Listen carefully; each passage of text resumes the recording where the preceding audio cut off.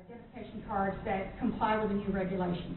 Now, I will emphasize, when you look through that second page there, you will think that we have overused the word photo, but photo is the key word, so I want to emphasize it has to be a photo ID. So look through that, and then on the back, if you need further information, well, it tells you where you can contact the Secretary or the Secretary of State's office or the Washington County Clerk's office if you have any more questions, or if you don't get your questions answered tonight, if you have, or if you need an ID as well, so to contact them.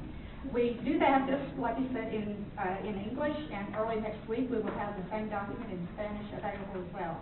So if you'd like if you have any questions about this particular document, or you need some additional copies, we'll see me afterwards or let us know, and we'll get some copies to you. Now, as of today, we talked to the Secretary of State's office, and they are, early on in the process, they ordered like 500 copies to be distributed to everyone. Well, those went very, very quickly. So they quickly found out that they needed to order some additional copies. So recently, they ordered 10,000 copies of one-page document that they had, and then they have a multi-page document that they put together as well, and that will be available. And as far as we know at this point in time, it will be available in English and in Spanish. They also have some posters that will be available in English and in Spanish. And all these different documents and the posters will be sent out to public libraries in each one of the 1,800 polling places around the state as well. So that's what we know at this point in time from the Secretary of State's office. We were hoping to have the materials here by today, but the mail just didn't cooperate with us. So as soon as we get those, we'll let you know how to get copies of that material. They did also mention that they will have it available where you can download it from the site also. At this time, we have Teresa Henry from ORT has brought some materials as well, and Teresa would like to mention what information materials she brought. Okay.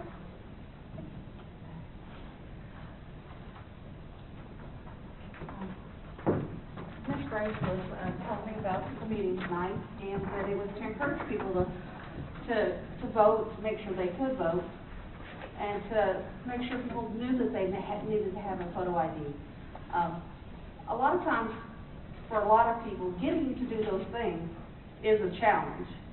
So, you know, using public transportation, which multiple people in our communities don't even realize we have a public transportation system here that can get them to the revenue offices to get IDs, can get them to their polling places and courthouses to vote, or to register to vote, or to their post offices to register to vote. We have our regular route buses, our city bus service. We usually refer to it as our fixed routes, and we have some of the maps of our routes, our Fayetteville and Springdale routes in the back. We also have our demand response, or ADA paratransit service, for those who live away from the route buses, maybe in the rural areas. Maybe somebody who lives in Westport needs to come into town and get, you know, an ID or something along that line. We do have services for those areas. We also have, just here recently, access on our internet to see where all of our buses are. I use my smartphone, and I can look and see where the South Fayetteville bus is right now. I can turn it onto our website and click on a map, and it will show me right where the bus is in South Fayetteville, or the bus going to Rudders. So if you know somebody that needs transportation to go and get an ID or to go and vote, please refer them to Ozark Transit. Our website is on here. They can get lots of information off of there. Thank you so much. Thank you so much. That's very helpful information. It is now my honor to introduce you to Jennifer Price, who is the election coordinator of Washington County. Jennifer is originally from Newton County.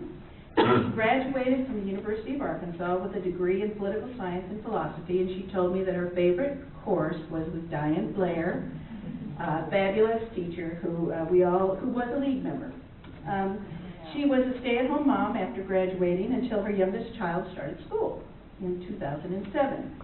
And at that time, she started working for the Election Commission. Jennifer originally applied to be a poll worker. Her mother has been and still is a poll worker in Newton County. However, this was not to be. Jennifer was hired by Nancy Barville, a former president of the League of Women Voters of Washington County, and at that time, she was the election coordinator for Washington County, and she hired Jennifer as her administrative assistant. When Nancy retired in 2009, we got Jennifer. She was hired to be the election coordinator and still is today. So Jennifer, we value your experience as election coordinator and appreciate your willingness to inform us about the new voter identification law. So please join us.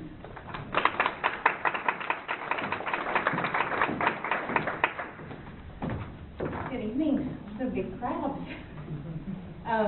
Well, I'm just going to get into it. Last week, I spent 5 days training our poll workers on our new electronic poll books to check the voters in, but also on the new requirements for the voter ID. So let's just talk about what proof of identity is. What it boils down to is a photo ID. You said or they talked about earlier, did we use photo too much in our pamphlet? I felt like I used state of Arkansas or federal in my talk, because that's what it boils down to. It has to be issued by the state of Arkansas or by the federal government. That's the key right there. An Arkansas driver's license is probably 9% of the IDs that we'll see election day. It also cannot be expired more than 4 years. Or any of the IDs that you have can't be expired more than 4 years. Or if you don't drive, you can get an Arkansas state ID issued by the Revenue Office. Those will cost $5, but those are also can be used for other purposes. A U.S. passport, a concealed carry handgun license issued by the state of Arkansas, an employee badge or ID document issued by the state of Arkansas or the federal government. Now, originally, when I was reading through the literature, I thought, oh, an ID badge, because we have Tyson, Walmart, J.B. Hunt. None of those badges will work, even though they have your photo ID on it. Those won't work. Our county IDs won't work. City IDs, nothing along those lines. The key is state of Arkansas, federal government. And it has to have your photo on it. A U.S. military ID, either active or reserve or retired. A student or employee ID card issued by a post-secondary educational institution located in Arkansas. So right away you think University of Arkansas. But there are other institutes, the Northwest Arkansas Community College, several beauty schools, welding schools. All of those student IDs are accepted as well, as long as it has a photo on it. And that list can be found on the State Board of Election Commissioners website of all the accredited schools in Arkansas. A public assistant ID card issued by the state of Arkansas, or, and I brought a sample with me and you guys can pass it around, a voter ID card issued by the county clerk. So this is, Michael Bublé does not really work in our office,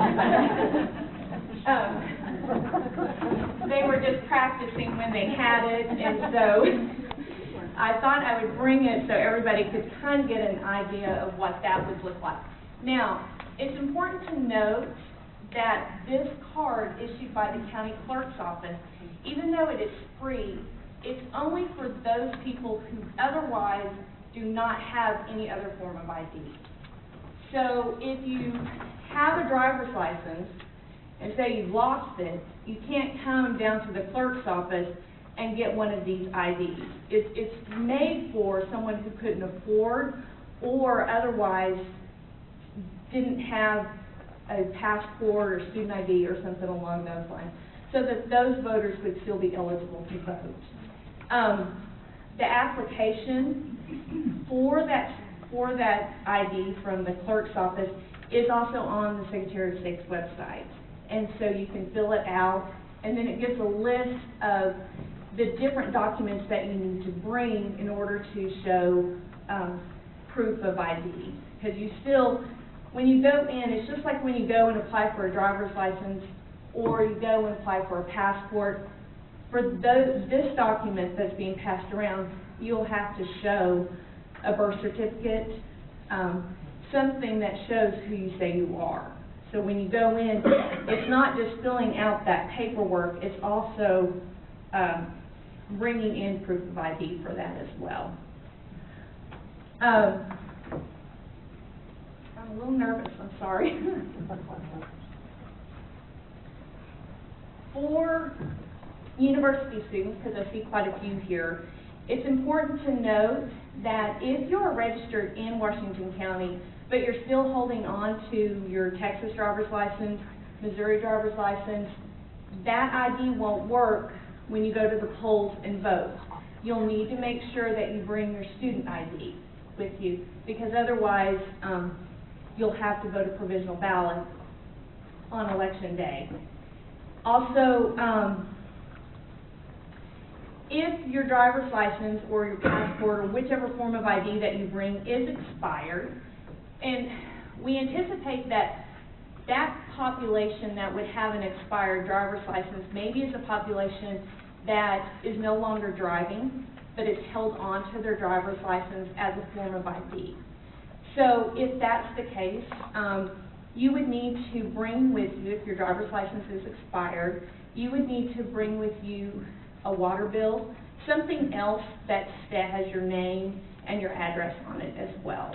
So don't, worry if you wake up election day and, oh my gosh, my driver's license is expired or my passport is expired. Just grab your water bill, gas bill, bank statement. As long as it has your name and address on it, that will then allow you to vote a regular ballot on election day.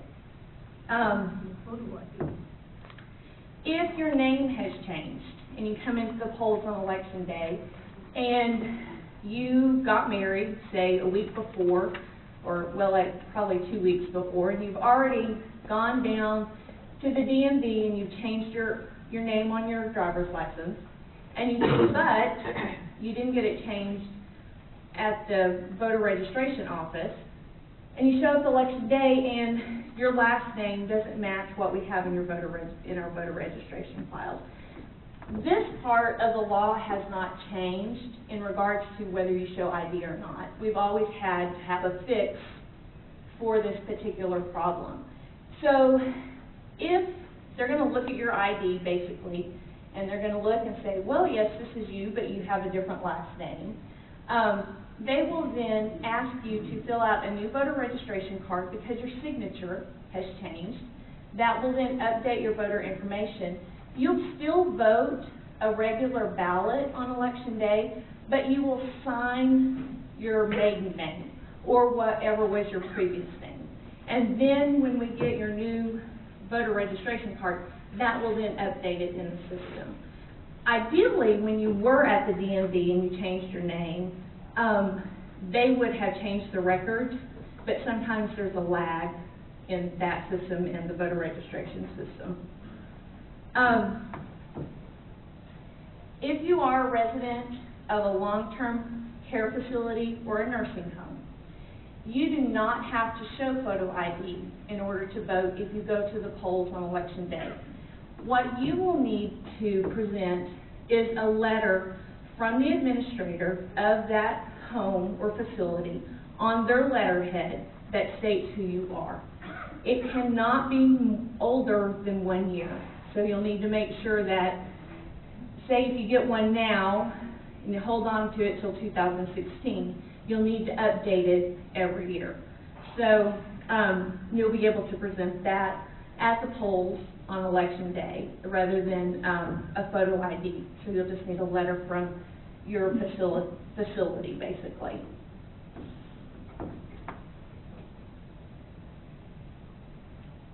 When you go to the polls on election day, there's a couple of things that you can do as a voter.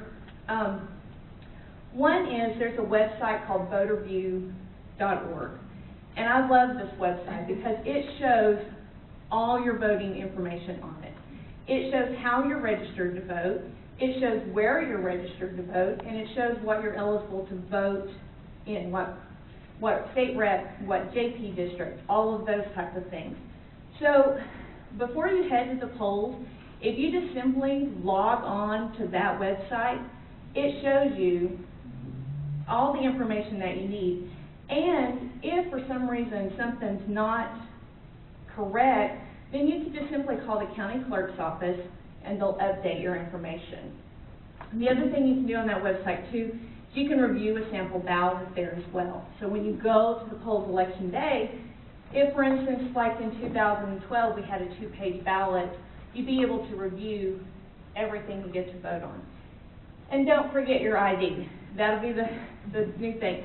We plan, when you come into the polls on election day, we have signs that say the polls are open from 7:30 to 7:30. We plan to post, before you even walk in the door, here's the form of IDs that you need. Now, that's just a reminder in case you didn't bring your purse with you, you left it in the car, so you can run back to your car real quick and grab your photo ID. But there may be an instance where you get to the polls on election day and you didn't have your ID. So what will happen then? When you come in to vote, the first thing our poll workers are going to ask is, do you have ID? They're not going to ask for a specific type of ID. They're going to ask for a photo, it'll be a photo ID, but it has to match that criteria. So the next thing, if you have your ID, then they're going to look at your ID and just verify that the face on the picture matches, resembles the face standing in front of them. Now, if you've dyed your hair, cut your hair, wear glasses, they're not going to say, well, you don't look exactly like this picture. No, they're looking to see, do you resemble the person in the photograph? Once they do that and they confirm that your ID isn't expired more than 4 years, the next thing they're going to do is they will still ask you to state your name, your address, and your date of birth out loud. That part hasn't changed. And part of the reason we have the voter, or the poll workers are required to do this, one, is the law, but two, every voter that comes in to vote needs to be treated exactly the same. So we have a polling place out in Morrow. It's a really tiny polling place, and our supervisor there, when the vehicle pulls up into the parking lot, she's already flipping through the book. She knows exactly who that voter is before he walks in the door. But she's still required to ask that voter for photo ID. The other thing is, if she didn't ask me for ID, even though she's known him, say 50 years, and I've moved there, and I come in, and I'm like, well, she didn't ask that person for ID, but she asked me for ID. Well, what's the difference between me and this person? It's the same thing with stating your name, your address, and your date of birth. Not every ID has an address on it. So we have to then confirm where you live. Sometimes if you've moved, you may have called the DMV and corrected your address at the DMV, but your ID won't expire for another 3 years, so who wants to go to the DMV and correct that? So your address will be different on your driver's license. So every time a voter comes in, you want to ask the same question to every voter, so that no voter feels that they've been treated differently or unfairly. Now, if you didn't have photo ID, if you failed to get it, and hopefully you have not waited in line for more than 30 minutes or more, and you get up there and you're like, I don't have my ID, I totally forgot, I didn't know, you're not going to leave the poll that day and not get a chance to vote. They have a process for voters who fail to bring their ID, and they will vote simply a provisional ballot. Now, we've always had this procedure for a voter who is either moved and we couldn't get a hold of the county clerk, so we weren't for sure if they were supposed to vote at that polling place, or if they insisted that they registered to vote and on election day we weren't able to find their information. We vote a provisional ballot, and basically that just separates that ballot from all the ones we know that will count on election day. And after the election, we're able to go through and carefully check and make sure to see if that ballot should vote or not. So they set up a procedure for voters in particular who fail to bring ID to vote. If you get there, they ask for ID, you're like, I don't have ID. Or if your ID has expired for more than 4 years and you don't have an additional form of ID, you'll vote a provisional ballot. Basically, you'll fill out the information there. They're going to hand you a letter that explains exactly what you need to do. So you don't have to leave, you voted this provisional ballot, and you're either questioning, why did I have to do it, or what exactly is going on. So when you leave election day, you'll have a letter that tells you exactly what you need to do from this point. You have until the Monday following the election at noon to come to the county clerk's office and to present a form of ID, or to present an affidavit stating for religious reasons that you don't have ID, or for if you couldn't afford an ID. You just fill out an affidavit. Now, we will not provide the affidavits for the voters. The voters will have to bring their own affidavit in. And that's just simply their explanation of why they don't have a photo ID. But let's say you just forgot your driver's license, but you have it. You just go to the courthouse anytime before noon on Monday, and you'll show your driver's license.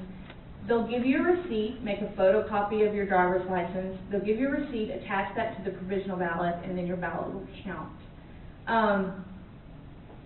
So basically, we don't want to turn anyone away from the polls on election day because they don't have ID. So just because you forgot it or don't have it or don't agree with it, you still will get the opportunity to vote on election day. And then you'll get the opportunity to come to the courthouse and show ID, or you would get the opportunity to come to an election commission meeting and give your case of why you didn't show ID. Now, for absentee voting, it's a little different this year as well.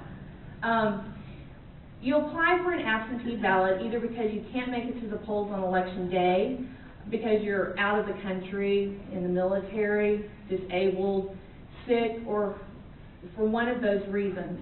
You fill out a request form, and then the county clerk will send you the absentee ballot along with a voter statement in that absentee ballot. This year, she will also send, and she's made copies of it on bright yellow paper, don't forget, you also have to send in a copy of a valid photo ID or a copy of a water bill, gas bill, bank statement, something along those lines in order for your absentee ballot to count. So that's different for voters this year than it has been in the past.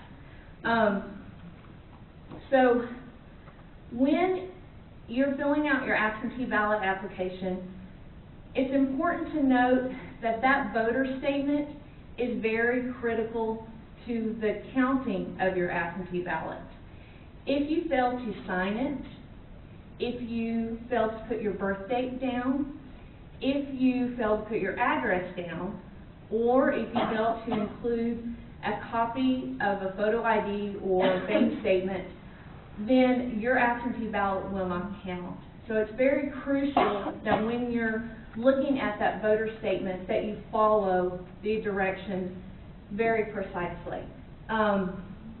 If you write the address down wrong, the birth date down backwards, those types of things can cause your ballot to be set aside and possibly not count on election day.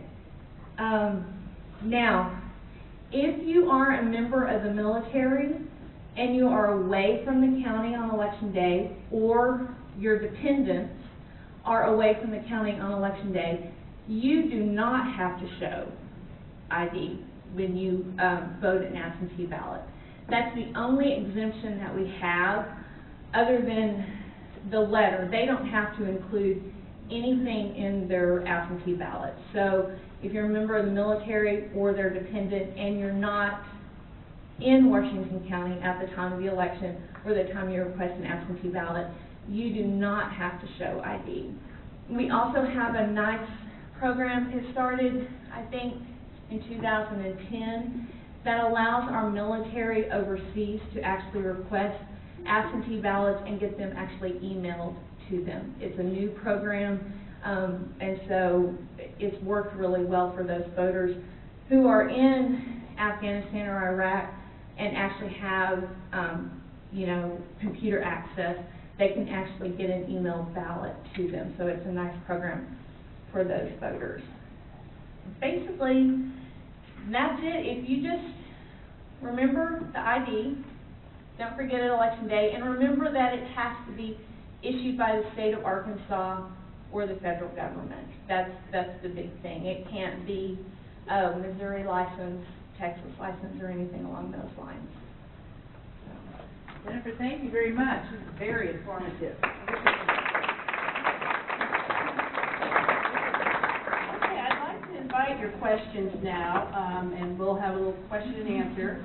I want you to remember that these questions should not be about your opinion of the law. We know you all have opinions.